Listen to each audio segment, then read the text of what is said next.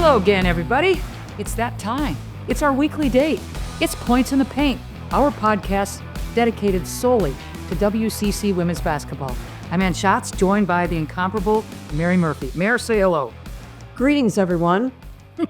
Perfect. All right, Mare, let's dive in. We've got a precious few weeks left to go in the regular season. Everybody looking towards March. Your takes from what has recently happened and what is about to happen. Yeah, every weekend is just so interesting to me. As things just kind of keep working, it feels like Gonzaga and Portland are in really good shape. Yep. Especially Gonzaga for that top spot with the tiebreakers that they have against Portland and Washington State. But I look at 5 teams right now: Washington State, Oregon State, St. Mary's, Pacific, and USF. All 5 of those teams are within 2 games of each other. And what does that mean? That's between 3rd place and 7th place. And the difference in that, we've talked about it. If you finish 3 or 4, you play 3 games in 3 days to go to the NCAA tournament. If you finish in 7th, 8th, or 9th, you got to play 5 games. Down the stretch, just 3 more weekends of games. Every game and the tiebreakers of absolutely critical importance to every team in this conference. You do the math, and to your point, Mare, the smallest of margins, one way or another, means so very much. Every possession, every quarter, it seems so critical. Yeah, it really does. And then once you kind of move past that, I mean, I know we talk a lot about Yvonne Ejim and what she's been doing. But, this weekend she becomes the new career scoring leader at Gonzaga. And Ann, you've covered a lot of Zag games over the years and just how great this program has been, the number of outstanding players going to the WNBA, setting records. And Yvonne right now, heads and tails, she's at the top of the heap. I'm with you. We'll discuss this ad infinitum and everybody's takes count, but I'm with you 100%, Mary. What she has done, the way in which she has done it, from a very quiet freshman year to where she is now, Vonnie stands atop the heap in the playoff picture in terms of a high seed. And, you and I have been shaking our heads in the best way about Kelsey Rees and this spectacular career year she's enjoying, mixing academics with athletics. She's spent 3 years at Utah. Now she's at Oregon State. Her game is expanding. Numbers are off the charts. She's a special player. She's a special player. And when a lot of players transferred out of Oregon State, there was a core group of veterans who stayed, and she was one of them and has made all the difference in the world. And that Aussie with that great megawatt smile as big as Dallas is going to join us when we return.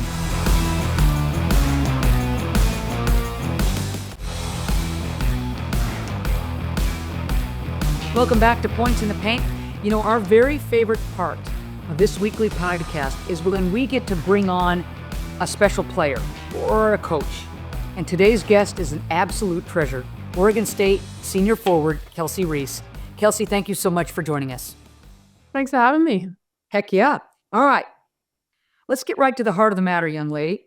Yeah. This has been kind of a different year for Oregon State women's basketball, for you and the club. You've witnessed and adapted to and embraced many challenges. Yes, indeed. New conference, new teammates, an expanded role. How did you get your head and heart kind of wrapped around these challenges, rising above these challenges, and you look happy as a clam? How'd you do it?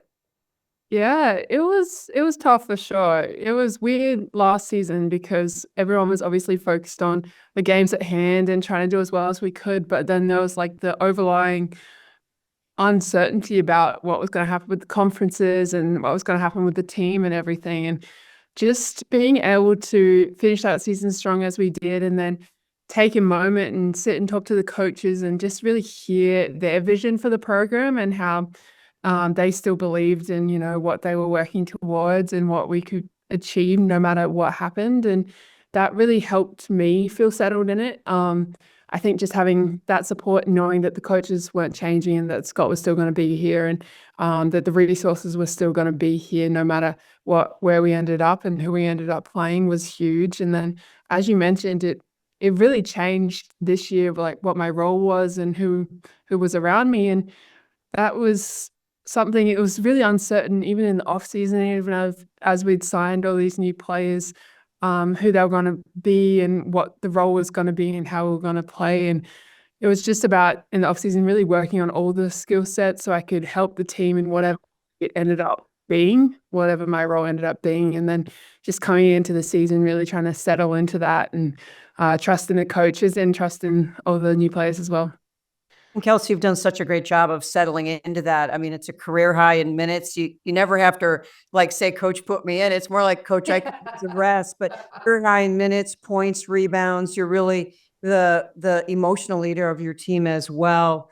How's that change in role been like for you? Yeah, it's been a lot of fun, I gotta say. It's really enjoyable, and especially in this last 2 weeks, we finally got 4 in a row wins, so that's made it even better. But it was tough at the start. I think we went to the Bahamas for the Thanksgiving tournament, and prior to that, I'd been like trying really, really hard to do everything I could on the court to really help the team, and I'd almost been getting in my own way by trying to hard. And Scott pulled me aside and was like, okay, you're coming off the bench this game and you got to let the game come to you. And I think that was the big learning curve, just making sure that I wasn't trying to do too much and impact anyone or myself negatively, and really just letting the game flow and really finding my spots and finding my teammates and working out how I could do my role as best as possible while not trying to do it too well, but then got it. But Kelsey, for you, we've talked about basketball, but you're so much more than a basketball player. I mean, you graduated from Utah in 3 years with 2 undergraduate degrees, and now you're working on a graduate degree, a master's in bioengineering with a minor in artificial intelligence, and just in your free time, a certificate in business. I've known a lot of student athletes in my time. I don't know anyone that's done that. How do you do it? Yeah, well, I've been really lucky. We have a lot of support over here on the academic side to make sure the schedule fits us as well as possible. And I've always found, especially through college, that I do best when I have a lot of things going on, because that means I have to, do them, and like I can schedule that time for when I'm going to shoot, and I have to keep it to an hour and a half instead of just being in the gym fiddling for like 2.5 hours. And so time management's been a big thing. And then I've been, just really lucky with how it has all worked out and how everyone's been able to come and help me achieve and get into the programs that I wanted to. And it's been really fun. I mean, all the classes haven't been easy, but at the moment now I'm at the back end of it. It's all nearly finished. So no, it's been enjoyable. Your sister Darcy, we loved watching her play at the University of Washington. Did she kind of, and again, her academic accolades go on and on as well. Yeah. Did Darcy kind of set the table for you in terms of playing overseas, collegiately in the United States, and also that you could get a great degree as well? Did she kind of set the table? Yeah, definitely. It was always weird because growing up, I was always the one that wanted to come to college. She wasn't really sure about the pathway. And at the last minute, she got that offer from UW to go play out there. And just watching her first 2 years and how well she did, and the support of the teams and how good the Pac-12 was, it was a big part of my decision, especially to end up in the Pac-12. Just seeing her experience in it and how much she enjoyed it. And then obviously, as you said, she's super smart and did a lot of things, not only within basketball and academics, but just within University of Washington in general. And I think it was a lot of things to, get up to, and a high standard to hold. But, I tried to do it in my own way. Definitely did not do all the things she did, but no, she's been great. And just watching her this year overseas, especially, it's her second year playing pro, and she started this season so well and has been going really well. So that's really cool to see. And I think it helps me feel comfortable in knowing, the next pathway. Kelsey, I don't know if we mentioned it, but you're from Australia. You lived in a lot of different places in your country. And one time you lived right across from a beach. Your mom and dad played professional basketball. I always believe every team is better if they have an Aussie on it, because it just brings a lighthearted edge that everybody needs to be around. What's it like growing up in Australia playing basketball? Yeah, it was great. I was really lucky, as you said, we did move around a couple of times, so I got to see some different places, and I've loved summer. I love the beach, love to, be near the ocean. And then basketball wise, it was weird growing up. My parents really didn't want to force any of us into the basketball side of things. They both played professionally, as you said, had long careers, decorated careers, and I think they really wanted us to forge our own path. But in the end, all of us played basketball, so it was great. And just having, I have 3 siblings, so having them in the backyard and being able to play against them helped a lot. Made me very competitive, and yeah, it's definitely what helped me get over here and achieve what I have. So, no, I'm really grateful for them. Now, legend has it that your dad and your brother came on some wild and crazy road trip this year. Is that true? Yeah, so my little brother and little sister, my little sister's over in Maine at a community college out there. That's So right. she flew over for Christmas, and then my brother and dad flew over from Australia for Christmas. So they came visited Corvallis for Christmas, and then road tripped up to Spokane for the Gonzaga game, and then came back down to Portland, and then watched LMU. So no, that was really cool, and I'm really excited. My dad and mum are actually coming out for senior night next weekend, so that'll be great. Oh, that is going to be very, very special. Can't wait to meet them and congratulate game. them personally. Big game coming up Thursday night. Yeah. How about Yeah, that? yeah, Uh-huh. got to get that one first. No, we're all really excited about that one. I think we proved to ourselves with that first game against Gonzaga a lot of things, and I feel like we've grown and learned a lot since then. So the chance to play them again, obviously they're going really well at the moment. So the chance to play them again on our home floor and hopefully show our fans and everyone how much we've improved. And it should be a good game, and hopefully we can get the edge and come out on top. That picture behind you with all those fans at Gill Coliseum. Yeah, it'll be rocking and rolling on Thursday. Mary and I will be there as well. And Kelsey Rees, go study or, go save the world or go do something with AI or whatever you bioengineering people do.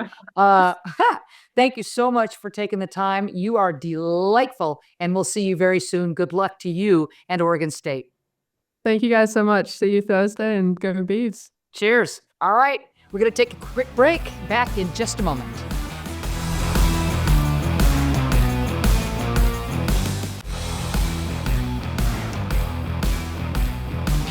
Greg Lee, we are so excited to have you with us. What a writer you have been for a long period for the Spokesman Review, shining a light in such a wonderful way on the women's basketball programs at Gonzaga and Washington State.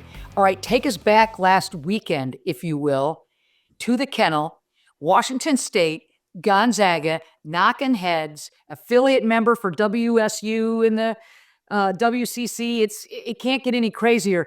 Help us understand the environment and what that game was like. Well, it was Gonzaga's first sellout of the year. 6,000 were there. As I said in my story, for 3 quarters, it was literally a fight. There was very little finesse in that game. And then all of a sudden, 4th quarter starts, and the teams combine to make the first 9 shots, and boom, we have a ball game. And it was entertaining through the end of regulation and into overtime. Just a wonderful atmosphere, but a great game. I was talking to Lisa afterwards, Lisa Fortier, and I said, that really had a postseason tournament feel to it. And it did. The referees let the players play, and it was very physical. Greg, you've watched this team all year long, Gonzaga. They start 1-2 in the WCC, and all of a sudden, like, the concern flags are flying for everybody. What changed for that team to get them on track to put the run together that they have? Well, a couple of things, really. Just before they started this 11-game winning streak, they lost a game they should have won against Oregon State. They were ahead 61-49 with 3 minutes to go. They go scoreless the rest of the way. Oregon State, to its credit, rallies and sends it to overtime, and Gonzaga loses. And really within that game was, I think, it was a microcosm of their troubles all year. They've had difficulties with turnovers. They've averaged 18 turnovers a game. They've been in the 20s a few times. In fact, the first game in Portland, they had 23 turnovers. But Portland causes teams to turn the ball over just with their play. You know, they play that funky zone and they trap you, and you know, teams are going to commit turnovers, but they're making better decisions. Other players have stepped up. I mean, Yvonne Ejim, as you know, could carry this team, but they really needed some other players. When you look back to last year, they had 5 starters, actually 6 players that were capable of scoring double figures any night. So they needed some other players to step up, but mainly they just slowed down and started making better decisions and taking better shots. And we just have to ask quickly about Yvonne Ejim. You've seen a lot of great players at Gonzaga. What's your overall? I know you did a beautiful feature on her. What's your overall take on her? I don't know if I've met many players that have as much grace and humility as Yvonne Ejim. She really defers and deflects a lot. She doesn't like the attention on her. She's very team conscious. But I'll tell you what, you know, you've got one women's basketball jersey hanging in the rafters at McCarthy Athletic Center, and that's Courtney Vandersloot. But someday down the road, we're going to have number 15 in the rafters too. That's a good call. Is she the best ever at Gonzaga, in your opinion, Greg? Is she the best? Well, you know, you could say the records speak for themselves, and you know, I think it's tough to compare a point guard with a post or forward. But I think that by and large, she's the best player. She's done it, you know, really in 3 years. I mean, she's been a 5-year player thing because of COVID, but she only scored 93 points as a freshman, played in 25 games, didn't start her first game until the WCC tournament her sophomore year. And from that point on, obviously, it's history. But yeah, I would say that she's the best player in Gonzaga history. And that's saying a lot because Courtney Vandersloot is going to be playing in the WNBA again next year. Okay. Let's talk about Washington State and what Cammie Etheridge has established in Pullman. Pretty special stuff. She's a fantastic coach. WSU's problem in the Cougars' losses this year, you can really point to one statistic, and it's rebounding. Saturday against Gonzaga, they're out-rebounded 54-32, and they're outscored on second chance points 21-2. That's the difference right there. And Cammie has really challenged her players to step up and start rebounding. In fact, she went so far as in the postgame comments to say, whoever will step up and play hard in practice and rebound, they're going to play. And this WSU team is good. I mean, they're in third place and they're knocking on the door for one of those top 2 spots. But what's holding them back is they just sometimes aren't physical enough and don't get on the boards as much as they should. All right, Greg. Thank you very much. And our challenge to you, should you choose to accept it, is to continue to write your great stuff about these programs and all of women's basketball and athletics. We so appreciate your advocacy for these teams and the players. Thank you for all you do. Thank you. Well, that was good with Greg Lee. Appreciate having him on board. All right, Mayor, what games are must-see this weekend? Well, I think obviously Gonzaga travels to Corvallis to play Oregon State. Again, Oregon State won that game. So right now they're 1-0 on that one. It was way back in December on the 28th. It was an overtime win up in Spokane, 71-67. This game is going to have everything. It's going to be dynamic. We're both going to be on that game, excited to do it. The second game that's really intriguing to me on Thursday is LMU at Washington State. Obviously, Washington State looking for a bounce back, but LMU beat Washington State by 3 on January 23rd. So this is a big game for Washington State. And for LMU, from a confidence standpoint, if you can go up to Pullman and win a second game against Washington State, I think it does so much for them as well. And then when you move to Saturday, Pacific against at San Francisco, Pacific won that first meeting by 12. Again, we don't know exactly where people are hitting in the standings, but Pacific and San Francisco could be vying for that same spot. So the tiebreaker in this one is huge. And so San Francisco is really a big, big, big game for them. And then a game, Washington State at Portland on Yes. Saturday, as you know, will be just absolutely massive. Portland won the first one, and it was a resounding victory, 83-65. So again, the tiebreaker at stake there, which really could determine, whether you're third, fourth, second, who knows. So just 4 games that really can impact things. And we could talk about so many games, but those are the 4 that really jump out at me. The scoreboard watching is really in effect right now. And if any coach or player says, no, we just worry about ourselves, baloney. Everybody's checking out those scores because, of the fact that the seedings are right there for the taking. And I'm going to go back to our game, Gonzaga at Oregon State. In game 1 at the Kennel, the atmosphere, as you know, was off the charts, off the hook. It's going to be that electric at Gill on Thursday. Do you imagine that to be so? Yeah, at the Kennel, they had 5,600 plus, and I would imagine they'll have over 5,000, probably the biggest crowd of the year. So this is just going to be one of those games you want to get there early if you're planning on coming to Corvallis for that ball game, because it is going to be a lot of fun. It's always a pleasure. The professor, the incomparable Mary Murphy. Thanks to you and for all your hard work, and thanks to everybody for joining us. Another episode of Points in the Paint. That's number 8 for all of you keeping score in the books. Thanks for joining us. See you next week.